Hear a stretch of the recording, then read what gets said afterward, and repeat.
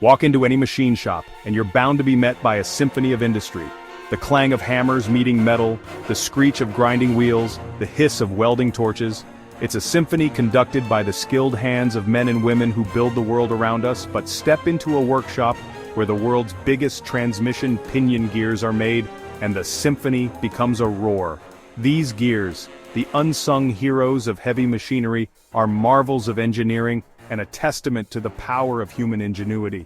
The air hums with an electric energy. Sparks fly as molten metal meets the forge. The sheer scale of the operation is awe-inspiring. Cranes swing massive pieces of steel like they were weightless, and the ground vibrates with the power of hydraulic presses. This is where raw materials transform into the backbone of industries. These gears will move mountains, literally. They'll power mining equipment that unearths precious resources, drive the ships that carry goods across oceans, and keep the wheels of heavy industry turning.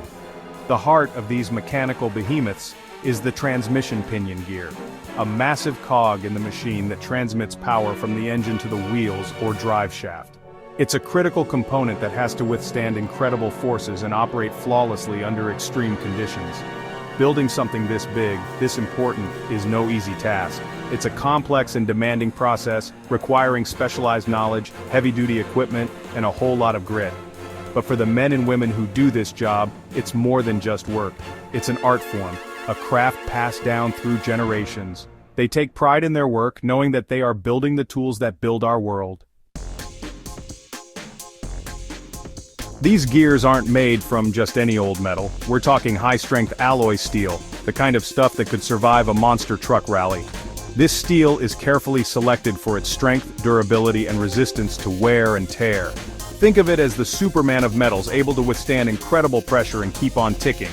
But even Superman needs a little help sometimes. Before it can be shaped into a gear, the steel needs to be heated, and I'm not talking about your kitchen oven here.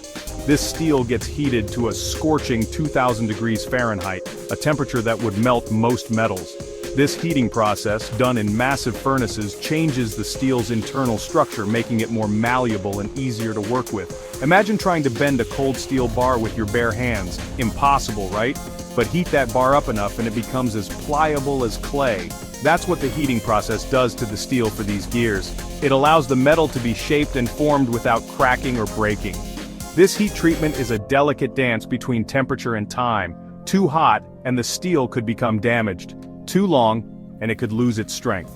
It's a critical step that requires a keen eye and years of experience to master. Get it right, and you've got the building block for a gear that's built to last. Get it wrong, and you risk catastrophic failure down the line. With the steel heated and ready to go, it's time to start shaping the gear. This is where the real heavy lifting begins. We're talking massive forging presses, some capable of exerting thousands of tons of pressure.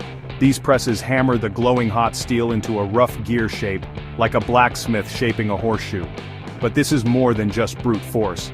The operators of these machines are highly skilled craftsmen. They understand the flow of metal under pressure and use their expertise to ensure the steel is forged evenly and accurately. It's a delicate dance between power and precision. Once the gear has been roughly forged, it's time to start removing excess material and refining its shape. This is where rough machining comes in. Massive lathes and milling machines, guided by computer-controlled programs, chip away at the steel, slowly but surely bringing the gear closer to its final form. This stage is all about removing impurities and imperfections. Think of it like Michelangelo chipping away at a block of marble to reveal the David hidden within. Every cut, every pass of the machine removes flaws and brings the gear closer to perfection. It's a time-consuming process, but essential for ensuring the gear's structural integrity and performance.